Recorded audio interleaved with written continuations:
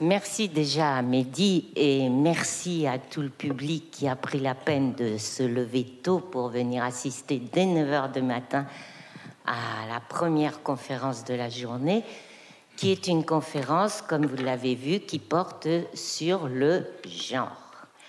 Je vais tout de suite vous présenter nos intervenantes. Alors, nous avons Anne Beynaud. Anne Beynaud, vous êtes maître de conférence à l'université Rouen-Normandie. On dit Rouen-Normandie maintenant. Vous enseignez la littérature britannique du 19e et du 20e siècle, c'est ça, anglaise. Et vous êtes vice-présidente de la Société française d'études sur Virginia Woolf. Vos recherches et vos travaux portent sur les liens entre littérature et entre histoire et écriture, et théorie critique et études de genre. Christine Détrez, sociologue du genre, qui est professeure de sociologie aussi.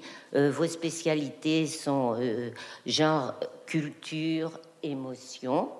Vous êtes directrice du laboratoire de sociologie du centre Max Weber et tout nouvellement, et nous vous en félicitons car c'est très récent, devenue vice-présidente de l'ENS de Lyon.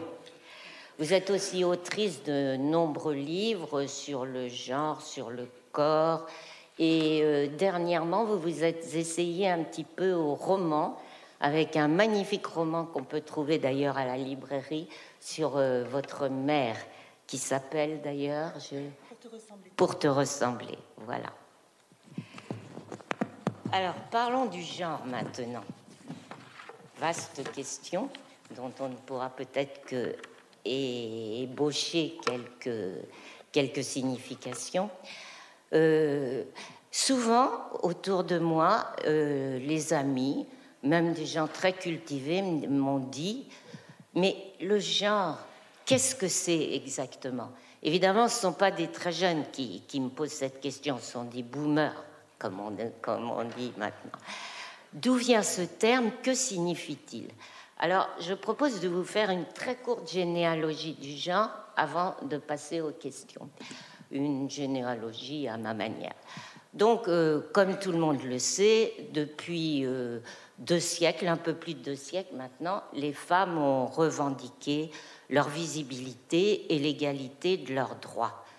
Et il y a eu différentes batailles qui ont toujours lieu d'ailleurs, parce que ces batailles se superposent et s'accumulent. Donc, au XIXe siècle, c'était le combat des suffragettes pour obtenir le droit de vote et le droit de participer aux affaires de la cité. Ensuite, on passe aux années 70, où vous avez là un fort mouvement d'émancipation, notamment sur le corps, le droit à la contraception et à l'avortement. Les années 80 sont le moment où les femmes entrent massivement sur le marché du travail et où elles réclament, les revendications se font plus sur l'égalité au travail, notamment l'égalité salariale. Dans les années 90, on a des avancées sur la famille avec l'instauration du PAC et la reconnaissance progressive de l'homoparentalité, voilà. Et les années 2000 sont par excellence les années du déploiement des revendications sur le genre et sur l'intime dans les années 2010 avec l'apparition de MeToo. Bon, alors pendant ce temps-là, aux États-Unis, depuis les années 60, vous avez dans les universités des départements de Women's Studies. Et puis, à partir des années 70, on passe dans une époque, vous savez, que certains philosophes ou sociologues appellent la postmodernité, et naissent aux États-Unis les départements de Cultural Studies, qui prône que tout est issu de la culture, de l'éducation, que tout est construit en quelque sorte. Et c'est au sein de ces cultural studies que on va voir apparaître des départements non plus de women studies, mais de gender studies, qui prônent aussi la construction de la différence des sexes par la culture, l'éducation, la société. Voilà. Et alors, qu'est-ce que...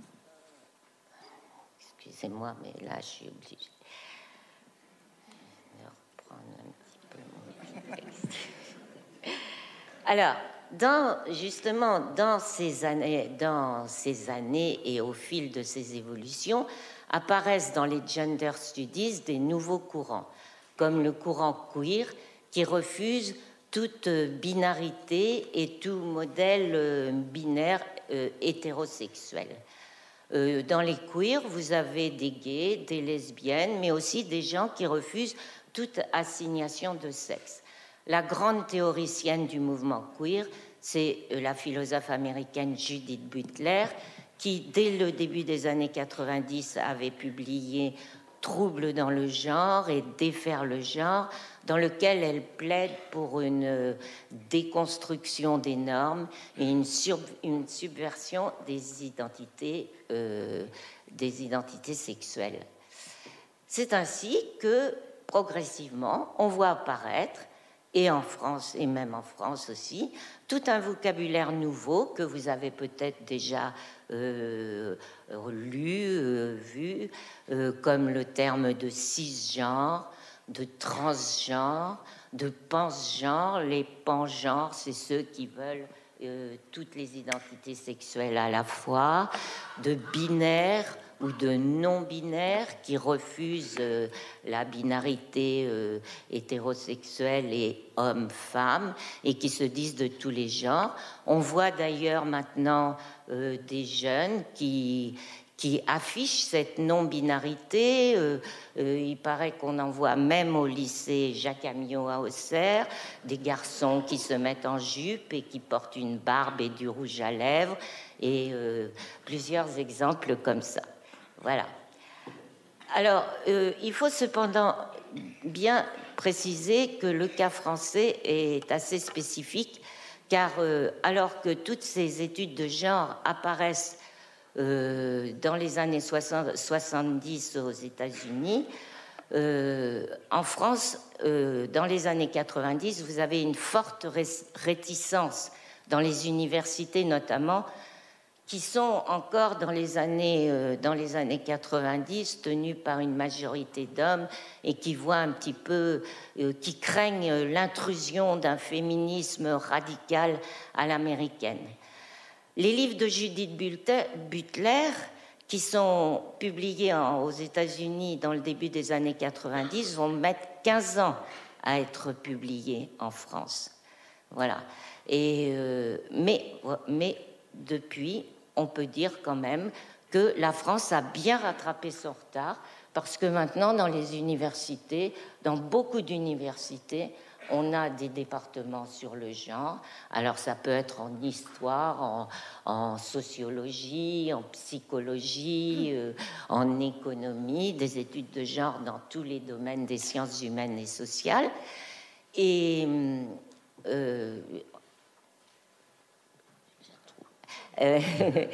donc voilà, ces études de genre sont apparues, et puis aussi on a eu un fort afflux des femmes à l'université qui sont devenues très nombreuses étudiantes mais aussi enseignantes, comme vous pouvez en avoir deux exemples ici, et qui ont adopté ce terme de genre parce qu'il paraît quand même plus opérationnel pour décrire toutes les différentes situations qu'inclut la différence des sexes, quoi. Donc voilà, le terme de genre est entré en France et c'est de ce dont nous allons parler aujourd'hui. Alors, cette table ronde s'appelle « Réinventer le genre ». Et ma première question à toutes les deux serait de savoir si le genre peut être réinventé. Le genre, on l'a bien vu, c'est construit, c'est un concept, c'est une notion. Alors, est-ce qu'il peut être réinventé, repensé, ou bien est-ce qu'il faut continuer à le voir évoluer, à le penser au fil des évolutions sociales que l'on observe actuellement? Qui veut commencer? Anne? Je veux bien. Est-ce qu'on m'entend? Ok. Pardon pour la voix rauque un peu. Merci beaucoup pour cette présentation et cette invitation. Oui, en fait, on s'est interrogé en se parlant avant de vous rencontrer sur le mot réinventer. Alors, réinventer, c'est penser à nouveau et c'est porteur d'espoir d'une certaine façon. Mais en même temps, le mot inventer a quelque chose de l'ordre de ce qui pourrait suggérer une fiction. On aurait inventé le genre. Or, on sait que les ennemis du genre ont tendance à penser qu'il n'y a pas là de fait, il n'y a pas là de science, il n'y a pas là de savoir, mais il y aurait une sorte de fiction éventuellement dangereuse. Donc le terme est intéressant, il propose un premier débat. J'ai envie de commencer par quelque chose de positif. On a parlé hier d'eschatologie, de la fin du monde, de faux prophètes. En France et dans le reste des pays occidentaux, il y a des progrès constants concernant l'égalité des sexes, un nouveau régime des rapports sexués, on parle de consentement, on parle d'investissement croissant des hommes dans la famille, on parle des droits des personnes transgenres. Alors pourquoi réinventer le genre? D'une certaine façon, on pourrait se demander, n'y a-t-il pas de problèmes plus urgents, des défis plus lourds, plus collectifs, moins individuels, continuer à penser la classe, continuer à penser la race, pourquoi le genre? Alors, je voudrais juste vous faire 4 propositions avant de passer la parole à ma collègue. Première proposition, pourquoi continuer à le penser? Premièrement, parce que la question du genre, et pas seulement du sexe, nous concerne absolument tous, où que nous soyons, quelles que soient nos orientations sexuelles, nos identités. Et cette question de notre rapport à notre corps et à notre sexe d'origine n'est jamais transparente. Judith Butler dit qu'elle est toujours complexe, et qu'elle est inconsciemment ou consciemment jamais transparente. Et puis par ailleurs, il existe des personnes, vous le savez sans doute, qui sont intersexes, et c'est 1,7 à 2% de l'humanité. Et ça veut dire que la bicatégorisation entre mâle et femelle ne fonctionne plus. 1,7% à 2%, c'est beaucoup. Donc cette idée qu'il y aurait les hommes et les femmes, fondée sur la biologie du sexe, devient de plus en plus compliquée à soutenir. La deuxième chose que je voudrais vous dire, c'est que continuer à penser le genre, c'est accepter de penser un monde des identités complexes, un monde complexe. Et cette complexité, elle est parfois vertigineuse. C'est pour ça qu'on en a peur. Parce qu'après tout, s'il faut, dans les cours de récréation, demander à quelqu'un, non pas quel est son prénom, mais quel est son pronom, they, il, elle, etc., il y a quelque chose là de vertigineux qui peut nous effrayer. Mais je rappelle que dans le temps, et encore parfois maintenant pour certains individus, être en rapport avec une norme de genre, peut être quelque chose de très douloureux. Et donc, il faut continuer pour rendre la vie vivable pour tous et toutes et toutes. Continuer à penser ce qui est de l'ordre du stéréotype de genre, de la norme, des standards. Avant même que le mot genre existe, les femmes et les hommes savaient qu'il s'agissait parfois de lutter non seulement contre une inégalité économique et politique, mais aussi contre un système de discours et de représentation. Contre un système, contre des textes, contre des images qui construisaient les standards du masculin et du féminin, de la féminité et de la masculinité. Un de mes exemples préférés, Virginia Woolf, autrice, dit-on, d'une chambre à soie, de Mrs. Dalloway, des vagues, d'Orlando, qui est le premier roman trans, je pense, écrivait dans un essai en 1931 qu'en tant qu'intellectuelle femme, il lui fallait, encore et toujours, tuer l'ange du foyer. The Angel in the House, cette représentation d'un féminin idéal. Et elle a ajouté qu'en tant qu'écrivaine et intellectuelle, ce combat contre l'ange du foyer, cette représentation fantasmée du féminin, avait été extrêmement difficile et s'était terminée dans un bain de sang. Et donc, sans le genre, on ne peut pas penser l'ange du foyer, et on ne peut pas penser non plus la langue comme quelque chose qui influence nos représentations.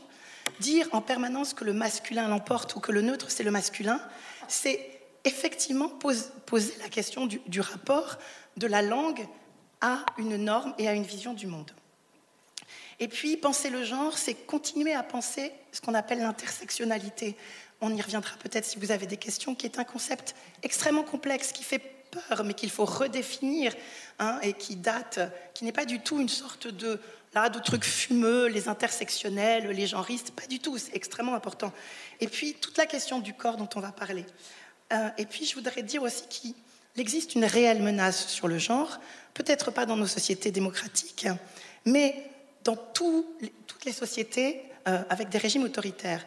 En Russie, le genre est considéré comme une menace à la sécurité intérieure. Et Poutine dit que le genre est une menace à la sécurité nationale. En 2015, j'en suis bien navrée, parce que par ailleurs je l'aime beaucoup, le pape François compara le genre, je cite, à une arme nucléaire de manipulation massive. Pour certaines églises, le genre est un code utilisé pour ceux qui cherchent à détruire l'église, la famille, la maternité, la paternité. Pour d'autres, c'est une pédagogie séduisante qui endoctrine nos enfants et les incite à devenir ce qu'ils ne sont pas, pervers, homosexuels. C'est évident qu'on cherche à changer de sexe comme ça pour des raisons très futiles. Et donc, il ne s'agit pas d'être woke, c'est-à-dire vigilant et conscient au sens original du terme, mais justement, il y a une tendance à inverser la problématique. Je rappelle que pour Giorgia Meloni, c'est la même chose, et que pour les anti-genres en France, le genre est une idéologie défendue par une élite culturelle de gauche qui veut imposer ses valeurs aux vrais gens. Et donc, pour bon nombre de régimes totalitaires et non démocratiques, le genre, c'est une bombe nucléaire. Et je voudrais juste dire qu'il me semble qu'il y a plus de néofascistes que d'islamo-gauchistes. Et puis enfin, de façon plus légère, j'ai envie de dire que, et je laisse la parole tout de suite à Christine, que si nous voulons continuer à converser entre générations, il ne faut pas seulement apprendre à parler avec nos enfants et petits-enfants d'écologie, il faut aussi leur parler de genre. Pour les millennials, pour celles et ceux qui sont devenus adolescents et adultes après MeToo, les adultes n'y comprennent rien. Il faut dire qu'il faut s'y retrouver avec ces histoires de je suis fluide, pan, cisgenre, non-binaire, etc. Mais il me semble qu'il faut essayer. Maman, je viens de te dire que son pronom était Yel, c'est quand même pas difficile. Une fille que je connais bien a une mère ici présente. Voilà. Merci beaucoup Anne pour ce bon cadrage. Et Christine, je te passe la parole. Merci beaucoup. Alors moi aussi, effectivement, quand j'ai vu le titre « Réinventer le genre », je me suis interrogée sur ce verbe « réinventer ». Et peut-être que je voudrais repartir sur la définition du concept que nous, on utilise en sciences sociales, en fait. Alors, moi, je suis sociologue, mais effectivement, voilà, tu l'as bien dit, le genre, c'est quelque chose qui traverse les disciplines aujourd'hui. Et même si en France, on raisonne encore par discipline, pour les étudiantes et étudiants, c'est compliqué d'aller dans un département de gender studies, parce qu'à un moment, il faut, si on veut faire une thèse, il faut s'inscrire dans une discipline, et on n'est pas aussi fluide dans les disciplines que peuvent l'être, par exemple, les États-Unis. Mais pour moi, il me paraît important de repartir de la définition et des étapes du concept de genre que nous, on utilise, parce qu'on voit que finalement, effectivement, comme tout concept scientifique, le concept évolue, le concept s'améliore, et ça fait partie de la science que de progresser et de changer ses outils. Donc voilà, très rapidement, en quelques étapes, et d'ailleurs dans un numéro de Sciences Humaines, la généalogie du terme était bien restituée tel que nous on l'utilise. En gros, nous on a une définition en 3 moments. Le dernier moment se séparant en 2. Le premier moment, c'est l'anthropologie.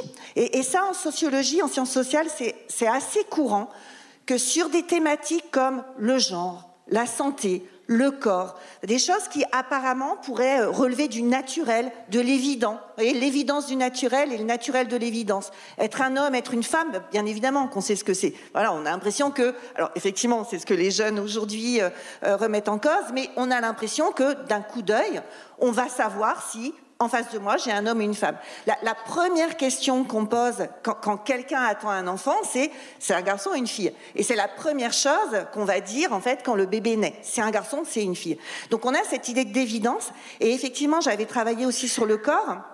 De la même façon que sur le corps, sur la santé, on a l'impression d'une évidence, l'évidence du naturel, le naturel de l'évidence.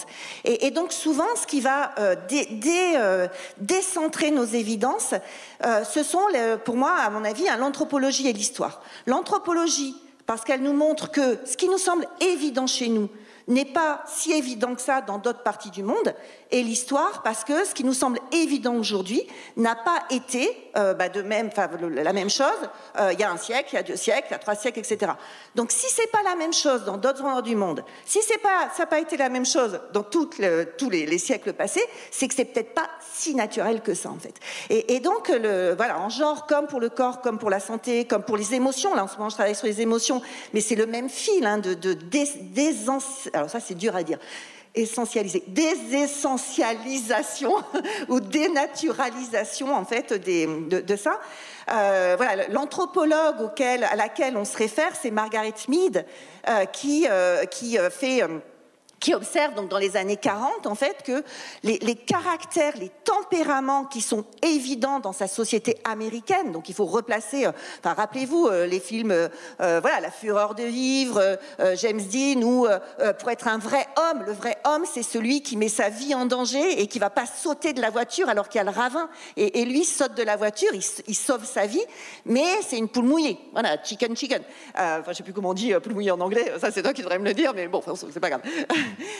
Et donc elle est dans cette société américaine où les genres sont voilà, très, très séparés entre l'homme breadwinner qui amène l'argent, etc., et la femme qui reste au foyer.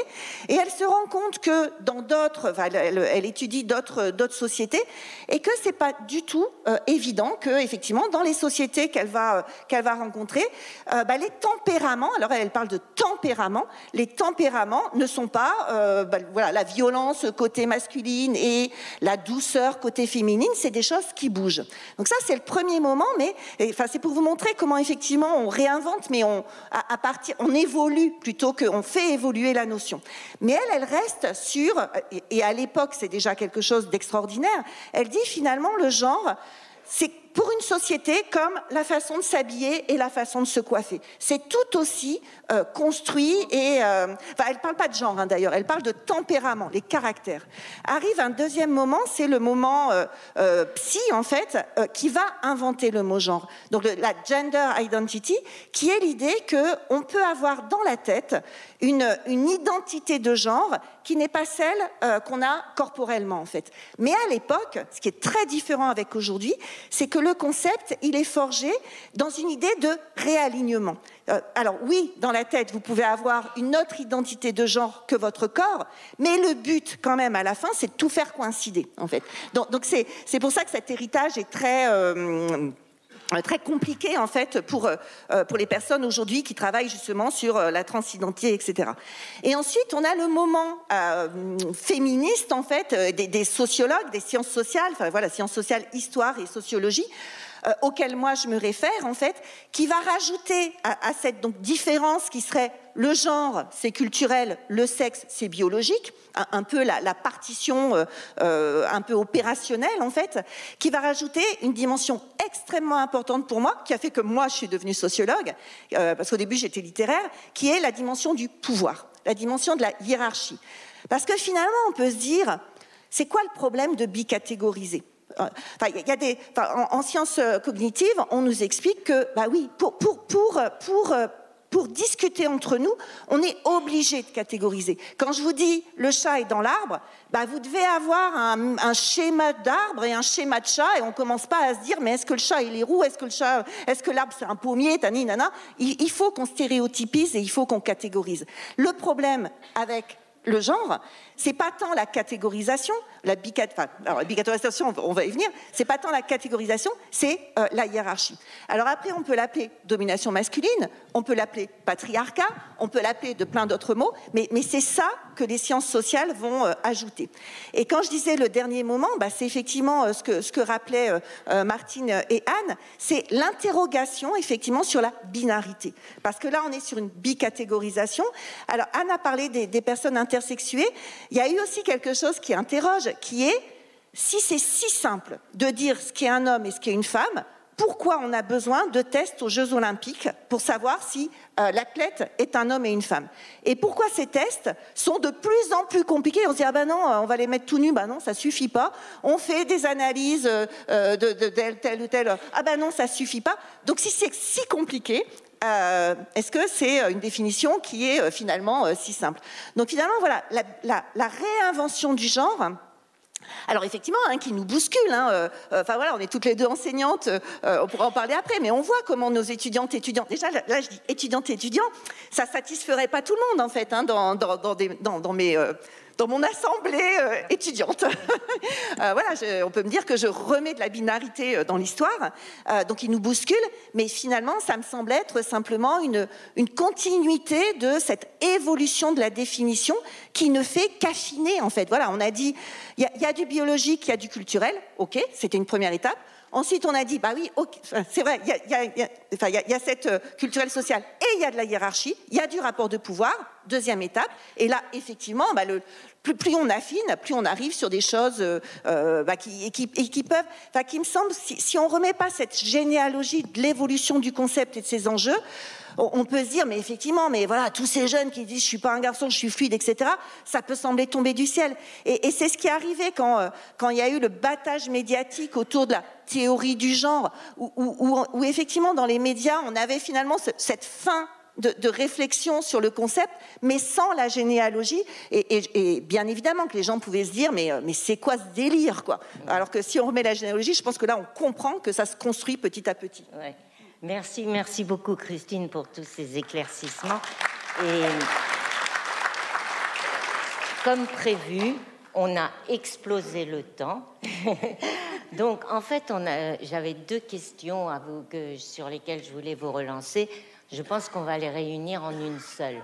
La première question, c'était sur l'impact de cette déflagration mondiale qu'a été le mouvement MeToo.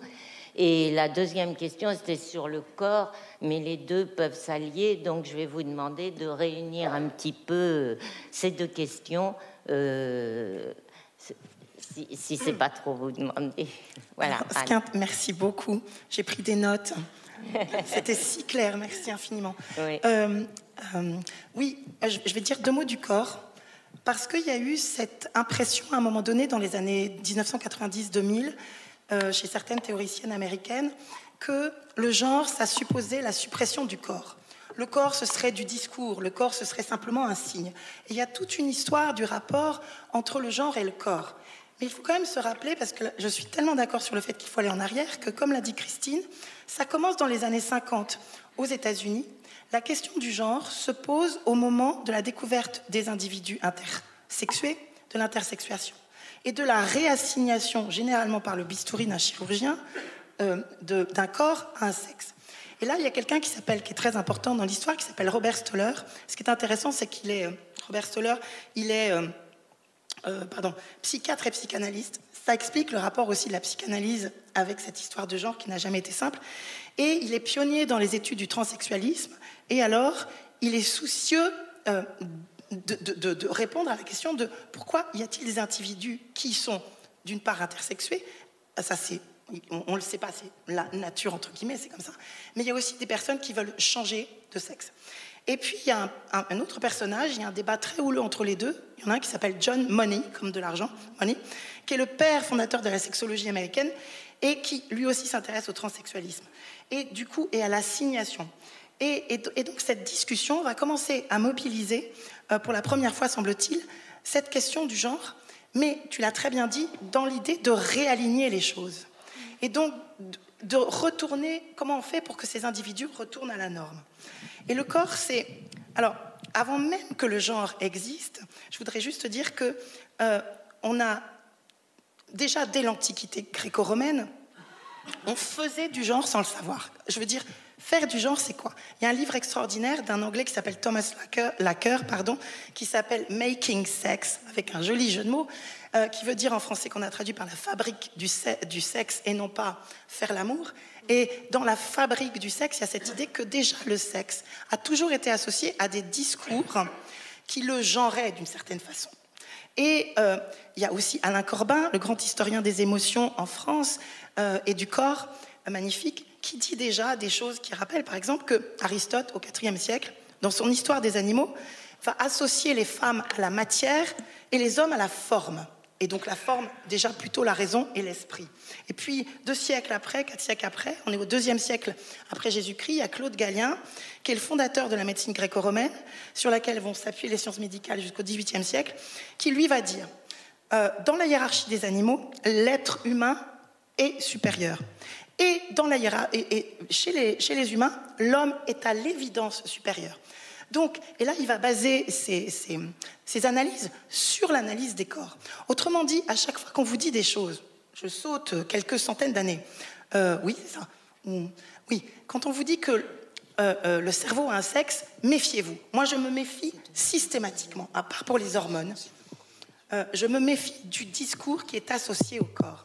Et donc, je finirai juste par dire, parce que c'est un sujet qui m'importe beaucoup, je crois que le corps est un lieu, c'est Judith Butler qui le dit dans une dernière intervention, le corps est un lieu où prend forme la vie, la vieillesse, la mort, l'enfantement, la sexualité, corps de jouissance, corps de mort.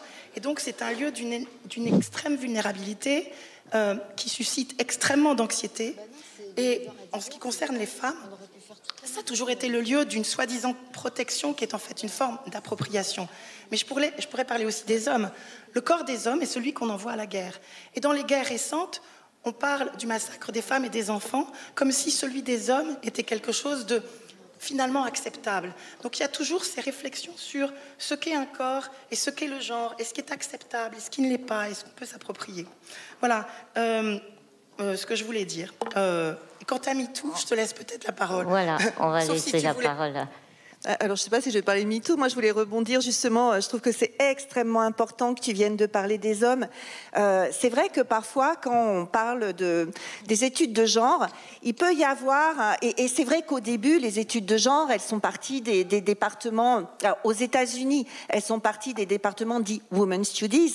Et on a parfois ce retour, oui, mais la guerre entre les sexes, entre les hommes, entre les femmes, etc., etc. Travailler sur le genre, c'est pas du tout travailler pour les femmes contre les hommes. Et c'est la grande différence. Ça aussi, je pense que ça mérite... Bon, ça répond pas à la question, mais c'est pas grave, c'est quand même important. Ça mérite vraiment d'être précise sur le fait de distinguer le genre et les genres, en fait. Les genres, effectivement, ce sont ces deux pôles. Alors deux, peut-être trois, peut-être que ça a vocation à être dissous, mais en tout cas, ce sont ces deux pôles un peu classiques, masculin-féminin. Le genre, quand on le dit au singulier, c'est quand on parle du système, en fait, du système qui organise en fait ces deux pôles et effectivement voilà, je vais citer Pierre Bourdieu alors quand il parle des goûts en sociologie de la culture, mais pour moi c'est la même logique, il dit finalement on ne peut pas penser le goût de certains, le goût d'une certaine classe, c'est le dégoût du goût des autres. Et c'est pour montrer que tout est lié. Vous voyez, c'est des maillages qui font qu'on ne peut pas raisonner sur une catégorie sans raisonner sur l'autre. Si vous demandez, moi je fais beaucoup d'enquêtes effectivement sur les pratiques culturelles des enfants, être un garçon, ça veut dire aimer ce qu'aiment les garçons, ça veut surtout dire ne pas aimer ce qu'aiment les filles. Il y a vraiment une distinction, enfin, voilà, il y a cette définition voilà, par rapport au groupe auquel on veut appartenir et de distinction, de démarcation par rapport à l'autre groupe. Donc quand on parle de genre, du système de genre, bien évidemment qu'on ne parle pas des hommes contre les femmes. Quand on parle de domination masculine, on parle d'un système qui embarque, mais aussi bien les femmes que les hommes. Il suffit d'aller voir justement, tu parlais d'une cour de récréation, aller voir dans une cour de récréation le sort réservé aux petits garçons qui refusent la virilité, la masculinité hégémonique, etc. Donc ça c'est hyper important, il me semble, c'est de bien préciser que le genre ça concerne tout le monde en fait, et que tout le monde a y gagné à réfléchir en fait à ces stéréotypes dans lesquels on s'enferme. Et sur le corps, moi il y a un concept qui m'aide beaucoup, et je vais être très rapide. C'est celui de domination rapprochée. Alors c'est un concept qui a été forgé par une politiste qui s'appelle Dominique Mémy et elle parle pour la domination rapprochée, c'est un concept qu'elle expérimente alors plutôt sur les années 50 et elle dit la domination rapprochée, c'est la domination sur le corps dans un temps continue et un espace fermé. Elle donne 3 exemples. Premier exemple, c'est les serviteurs, les domestiques versus les maîtres. À une époque où les domestiques dormaient, résidaient, logeaient chez les maîtres. Deuxième exemple, ce sont les jeunes vis-à-vis de leurs parents, où effectivement les parents, là on voit bien, hein, je vous invite à lire là, le livre de Neige Tino, Triste Tigre, qui a eu le prix Femina. Ça vous montre le pouvoir, et là peut-être on revient à MeToo et MeToo inceste, ça vous montre le pouvoir hallucinant des adultes sur leurs enfants, ou les enfants qui vivent dans leur foyer. Et là, on a un exemple terrible de domination rapprochée. Et le troisième exemple, c'est les époux versus leurs épouses. Et Dominique Mémy dit, dans les années 50-60, tout ça, ça va se fissurer, parce que justement, il va y avoir des espaces de parole. Alors, bon, les domestiques et les maîtres, ça va changer. Elle dit, les femmes et les hommes, dans les années 60, les femmes, il va y avoir Alloménie de Ménie Grégoire. Donc, cette émission de radio où les femmes vont appeler et vont dire eh ben moi j'ai peur le soir parce que mon mari il va me faire l'amour et puis je vais encore avoir un enfant et j'en peux plus en fait. Et elle explique, Dominique Mémy, que justement ça va être une prise de conscience collective, que les destins ne sont pas individuels, que c'est pas juste qu'on n'a pas de bol d'être avec cet homme-là, que c'est la destinée en fait des femmes. Et pour les enfants, elle dit les jeunes, ça va être tout ce qui va être le salut les copains, etc. Cette culture jeune, alors là on pourrait faire aussi des heures pour dire qu'il n'y a pas une culture jeune, des cultures jeunes, hein, bien évidemment, mais qui va aussi desserrer cet étau en fait des parents, enfin ce corset en fait dans lesquels les corps sont enfermés. Et donc effectivement là on est, moi il me semble, sur peut-être une nouvelle façon de desserrer peut-être chez nos jeunes, là aussi, hein, voilà, je vais très rapidement avec ce terme, mais de desserrer cette domination rapprochée qui est effectivement l'imposition de cette binarité, mais tellement dure, quoi, tellement forte, et je le répète, tellement contraignante pour les filles comme pour les garçons. Et peut-être que cette fluidité qu'ils appellent, c'est peut-être une autre manifestation. Et MeToo, c'est aussi, à mon avis, de la même façon qu'il y avait cette émission de radio où les femmes se rendaient compte que, non, elles n'étaient pas seules, c'était pas un coup de malchance, c'était un destin de classe, en fait, de classe et de genre. Et les réseaux sociaux, ça a aussi permis ça. Oui, eh bien, voilà.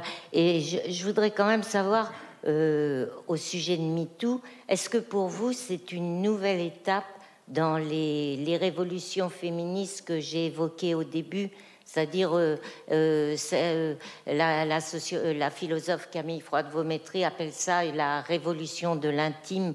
Et qu'est-ce que vous en pensez? Est-ce que ça ouvre une ère nouvelle justement sur l'égalité des genres et sur l'égalité entre hommes et femmes?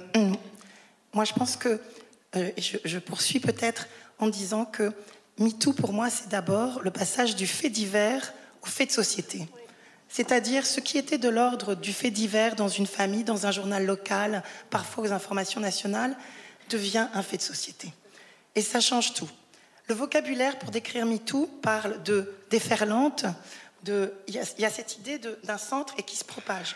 C'est lié aussi au phénomène de globalisation et de prise de parole qui, cette fois-ci, grâce à des réseaux sociaux qui peuvent parfois avoir leur utilité, se propagent. Et la propagation, c'est la propagation d'une parole qui était auparavant un silence. Elle n'est pas sans poser problème, la propagation de la parole et la violence avec laquelle parfois elle se propage. Mais il faut d'une certaine façon la mesurer au silence précédent.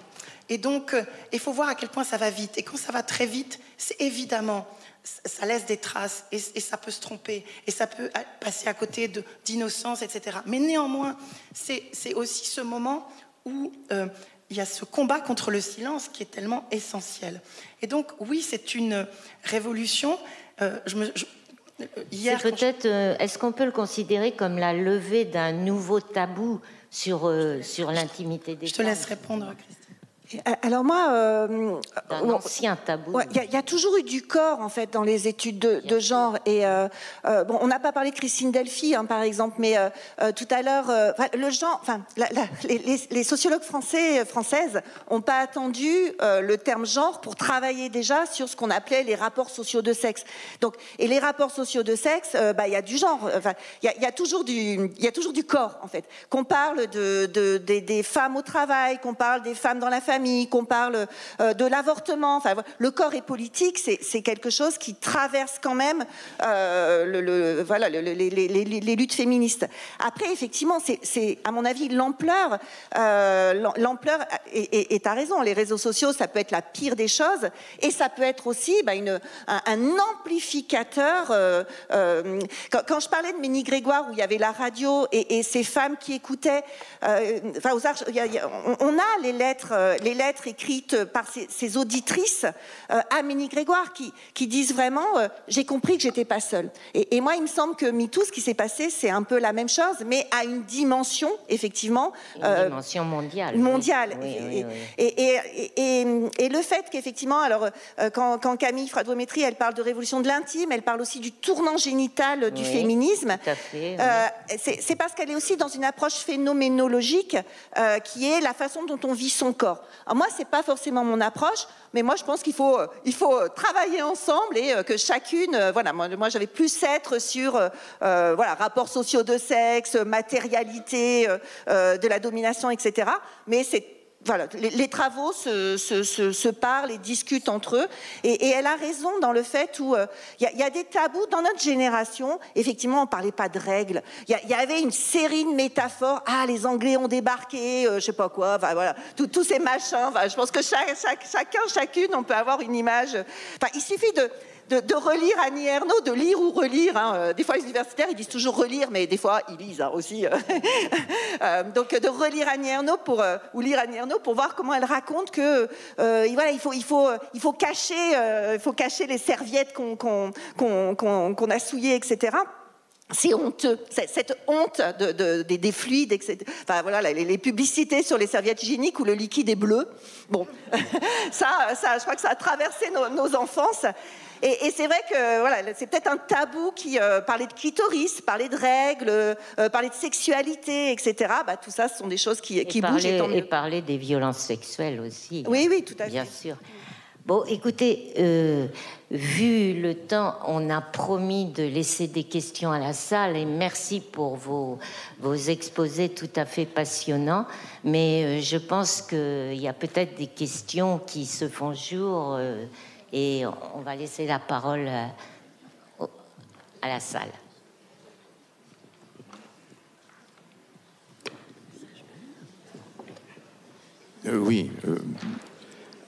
Je voudrais poser une question à partir du terme de fluidité que vous avez employé. Et ma question, elle est double. D'abord, est-ce que... C'est moi qui parle, là, pardon. Vous pouvez vous montrer parce que... Voilà. Oui, c'est moi. Je suis un monsieur, excusez-moi. Donc, ce problème de fluidité... Ma question, elle est double. D'abord, est-ce que cette fluidité que beaucoup de nos enfants, d'adolescents et de jeunes adultes prennent comme mot un peu important, est-ce que cette fluidité n'entraîne pas une souffrance du fait du manque de limites de clarté entre les sexes? Et ça va être l'objet de ma deuxième question. Est-ce que dans la structuration psychologique, non pas sur le corps, parce que le corps, on pourrait dire beaucoup de choses, notamment sur les intersexes, mais est-ce qu'à partir du psychisme et du développement de nos enfants au niveau, par exemple, de la différence des sexes, il n'y a pas là quelque chose d'important à pointer, qui n'est pas la fluidité, mais qui est au contraire la structuration psychologique, qui va amener des différences, des limites et des réflexions sur ce qu'est par exemple le masculin et le féminin, qui n'est pas nécessairement lié, enfin c'est lié évidemment au corps, mais qui est une dimension psychologique que parfois on oublie. Et bon, c'est ces deux questions-là que je voudrais savoir votre avis là-dessus. Merci beaucoup pour votre question. Puis il ne faut pas vous excuser d'être un homme. Enfin voilà, comme on a dit, ce sont des débats qui concernent tout le monde. Alors moi, je ne suis pas psychanalyste, psychologue, etc. Donc je vais répondre avec mon raisonnement de sociologue, qui est le mien. Christine Delphi, dont je parlais tout à l'heure, une des étapes de la réflexion sur le genre, parce qu'effectivement, quand je vous rappelais tout à l'heure les définitions, la définition classique, c'était de dire il y a du sexe et après il y a du genre. Voilà, il y a des enfants qui naissent, il y a biologiquement un sexe et après la société, la culture va faire son travail de socialisation et on va arriver à du genre. Et Christine Delphi, elle renverse la chronologie en disant il y a du genre et après il y a du sexe. Alors qu'est-ce qu'elle veut dire par là? Elle veut dire que finalement c'est l'opération sociale et culturelle, effectivement, dans nos catégories de pensée de la binarité, qui va organiser une réalité biologique qui est beaucoup plus complexe que de dire là il y a des hommes, là il y a des femmes. Et c'est ce que rappelait Anne, c'est ce que je disais sur la difficulté pour ces tests aux Jeux Olympiques de dire ça c'est un homme, ça c'est une femme. Donc, vous voyez, c'est de dire est-ce qu'on a des corps qui sont bicatégorisés et après on va avoir du genre, ou est-ce que c'est parce que dans nos catégories de pensée on a la binarité qu'on va classer les corps en deux. Et quand, donc ça c'est, voilà, est-ce que notre psychisme, nos catégories psychologiques de catégorisation de jugement, est-ce qu'elles ne sont pas aussi culturelles et sociales et forgées que ce que je racontais sur le corps, la santé, le genre, etc. Et le deuxième point sur lequel je vais réagir, c'est quand vous parlez de souffrance, en fait. Je ne sais plus quel terme vous avez employé, mais ça relevait de ce champ lexical. Je pense que si, il y a pas longtemps, il y a un an, mais le temps file, j'étais invitée par des psychanalystes, en fait, qui faisaient toute une série de séminaires sur l'année sur fluidité, genre, etc. Et il y avait donc moi j'arrivais pour le coup avec mon discours de sociologue, et il y avait un psychanalyste qui a dit, tant qu'il y a des gens qui se tuent parce que la binarité ne leur convient pas, c'est qu'il faut se poser une question, en fait. Et je trouvais ça vraiment très fort que ce soit un psychanalyste qui apporte cette réponse-là. Et en disant, on peut dire que la fluidité ferait perdre des repères, la binarité et la bicatégorisation telle qu'elle est imposée, avec la violence. Moi, j'ai traversé ça sans problème. Bien évidemment, tout le monde ne souffre pas de la bicatégorisation, de la binarité, mais il y a vraiment des gens qui en souffrent. Donc on pourrait renverser le raisonnement et dire la fluidité, c'est peut-être une façon de desserrer les souffrances imposées par ces catégories psychologiques binaires qui sont culturelles et sociales. Donc, vous voyez, voilà, c'est des choses qu'on peut aussi renverser et interroger, en fait. Oui. Juste un mot. Je pense que si l'idée, c'est... je suis tout à fait d'accord. Mais en revanche, si l'inquiétude, c'est celle de se construire avec une catégorie et une norme, c'est plus facile, oui, c'est vrai. Mais ça n'exclut pas ce que tu viens de dire. Et d'autre part, si l'inquiétude, c'est qu'un fonctionnement social et un fonctionnement de couple et un fonctionnement à 2, à 3, etc., suppose l'altérité, je pense qu'il y a de l'altérité à l'intérieur de chacune des catégories. Et que c'est cette altérité qui va fonctionner. Cette altérité n'a pas besoin d'être fondée sur la bicatégorisation homme-femme. Les couples de femmes, les couples d'hommes le savent. Ils sont tellement différents à l'intérieur de ce qu'on appelle un même sexe. Merci beaucoup. On peut encore prendre une question.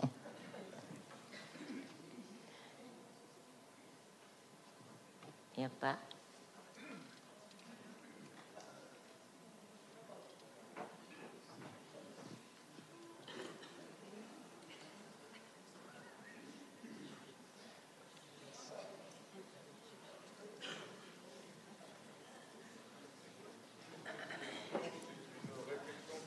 Ah, on ne vous entend pas, monsieur.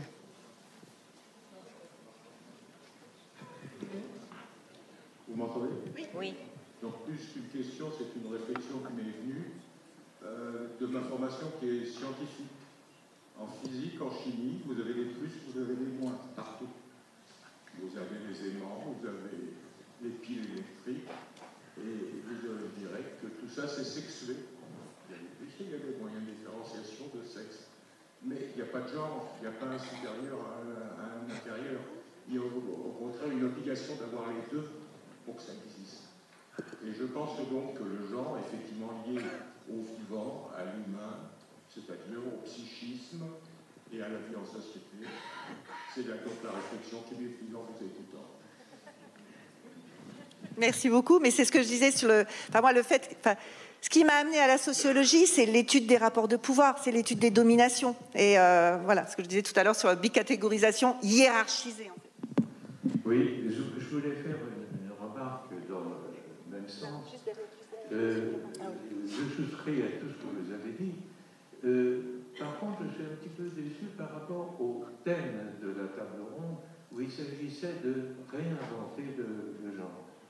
Et visiblement, vous avez cherché à ruiner la différence des genres, l'abolir au prétexte légitime, d'ailleurs au prétexte qu'elle est dominatrice. Et moi, je me demande si réinventer le genre, c'est pas rester dans la dualité, comme le disait monsieur, une dualité qui est partout, mais une dualité telle que la différence des genres ne soit pas prétexte ou occasion à des rapports de domination entre l'un et l'autre. Ça me semblerait être une véritable façon de réinventer en redéfinissant les genres, mais d'une façon apaisée, si on peut dire. Peut-être, si je peux rebondir en une seconde. Oui. Enfin, plus qu'une seconde, bien évidemment. Ça appelle une réponse. Je voudrais rebondir aussi, du coup, sur ce que disait Anne tout à l'heure. Travailler sur le genre, c'est pas abolir du tout les différences entre les individus, plutôt qu'entre deux catégories. Et ça revient, c'est ce que dit, je recite Christine Delphi, quand elle dit finalement, on reproche aux études de genre de nier les différences, c'est le contraire en fait. C'est la bicatégorisation qui nie les différences entre les individus en disant, dans telle catégorie c'est homme avec un grand H, dans telle catégorie c'est femme avec un grand F, et vous devez correspondre à ça. Alors que, voilà, finalement, réfléchir sur ce système plutôt que sur ces deux pôles, ça permet de dire que, alors peut-être ça revient à ce que vous dites, que la différence des genres, elle est peut-être pas plus importante pour avoir un métier que telle autre différence. Donc c'est effectivement, ça rebondit sur ce que vous dites, c'est détricoter cette idée que la différence, cette binarité des genres servirait à organiser la société, à dire parce que vous êtes une femme, vous avez envie d'avoir des enfants, et parce que vous êtes une femme, vous êtes compétente pour vous occuper des enfants, je prends juste un exemple, et parce que vous êtes un homme, les enfants ça vous intéresse pas, et vous ne serez pas compétent naturellement pour vous occuper des enfants. Donc oui, je suis tout à fait d'accord avec ce que vous dites sur la différence à l'intérieur de deux catégories qui servent pas à grand chose au bout du compte. En fait. Oui, j'aime bien cette idée que j'ai signalé juste dans mon propos liminaire de réinventer le genre dans cette version utopique. Je suis désolée qu'on vous ait déçu. Moi, j'étais pas déçue d'être là. Mais en même temps, donc il y a cette dimension utopique à laquelle on aspire tous et toutes, je crois. Et quand Judith Butler parle du genre et du queer, elle dit surtout que son but, c'est de faire que la vie de chacun et de chacune soit vivable. Pour commencer. Et que chacun et chacune ne soit pas exclu d'un système politique, citoyen, etc. Que ensuite les rapports entre les sexes soient régulés, c'est évidemment une aspiration. Et on voit qu'on passe par des phases qui sont des phases plus guerrières, de revendication bien évidemment, et dont on pourrait imaginer tout de même qu'elles sont parfois nécessaires pour faire avancer les choses. Et donc on a tous envie d'un rapport paisible qui ne nous épuise pas les uns et les autres, quels que soient nos sexes et nos orientations sexuelles. C'est le but. Et il me semble quand même qu'à chaque fois qu'on est dans le 2, et peut-être ne pourra-t-on jamais sortir du 2, mais à chaque fois qu'on est dans le 2, que ce soit en termes de classe ou de race, parce que le genre permet aussi de penser les discriminations raciales, Je dis toujours à mes étudiants, attention, à chaque fois que vous faites ces différents de façon binaire, systématiquement dans l'histoire des catégories, peut-être pas en physique, et peut-être pas en chimie, fort heureusement, à chaque fois que vous faites ça, systématiquement vous faites ça. S'il y a 2 races ou 3, il y a une hiérarchie des races. S'il y a 2 sexes, il y a une hiérarchie des sexes. C'est pour ça qu'on est tellement ennuyé avec ce 2 qui dans une utopie serait le 2 qui dans une utopie serait une altérité merveilleuse de la rencontre, du désir avec l'autre, de la complémentarité éventuelle, même si le mot complémentarité peut poser problème. Mais quand même, on en est encore un peu à cette 2, c'est une différence. Et c'est un deuxième sexe. Et c'est le sexe après. Et tous les textes dans l'histoire nous montrent qu'à chaque fois qu'on a dit que l'un était différent de l'autre, c'est pas un apaisement qui s'en est, c'est pas un apaisement utopique qui en est ressorti. C'est une hiérarchisation avec ce que Françoise Héritier, anthropologue, appelait la valence entre les sexes. Différentiel des sexes. Oui. Ok, mais merci beaucoup pour la question.